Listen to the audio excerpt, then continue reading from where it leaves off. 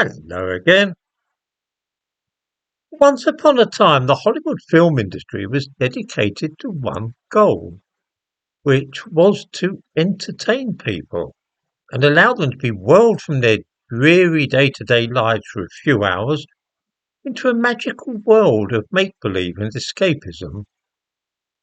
People went to the cinema simply for that reason, to get away from the ordinary, often dull routines of their lives and be able to forget for a while what was going on in the real world.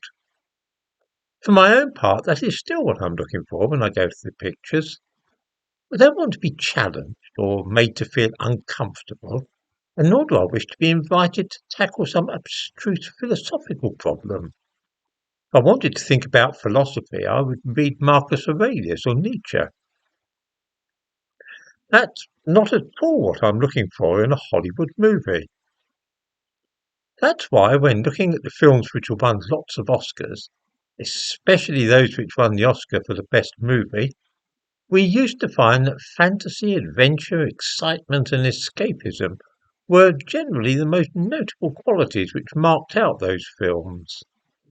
Sound of Music, The Godfather, The Sting, Silence of the Lambs, and so on. Sadly, things have changed, and not really for the better either.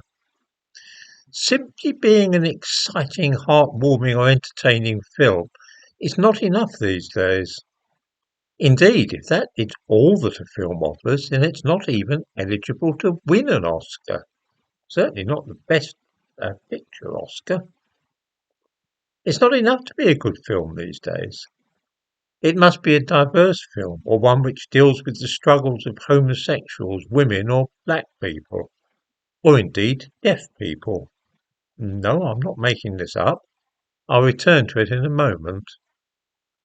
So what are the favourites at the moment for winning Best Picture this year? Well, the red-hot favourite is a foreign language musical called Emilia Peretz. According to the Wikipedia page for this film, to which I give a link in the description to this video, it is a Spanish language French musical crime comedy film. The plot centres around a gangster who wishes to have a sex change operation, for which purpose he travels to Thailand.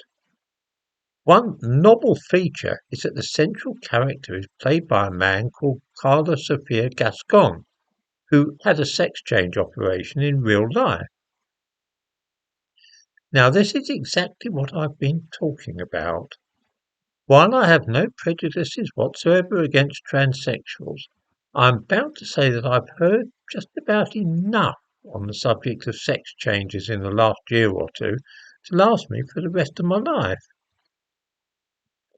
I really don't want to go to the cinema and watch a film about a man going to Thailand for a sex change operation.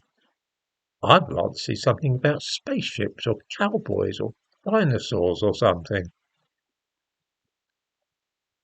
The problem today is that to be considered for the Best Picture Oscar, a film has to abide by certain rules relating to diversity, to which I give a link in the description to this video.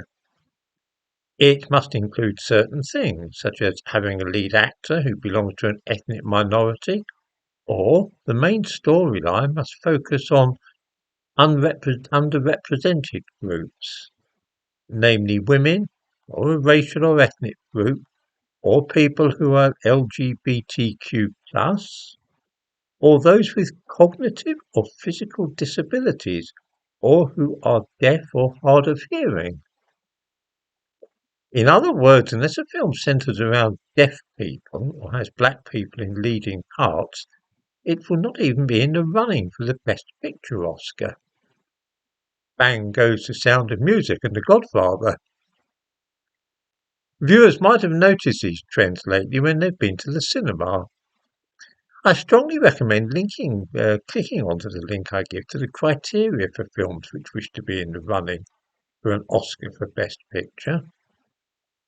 This is, of course, why the smart money this year is on Emilia Peretz, who, by the way, may be seen in the thumbnail to this video.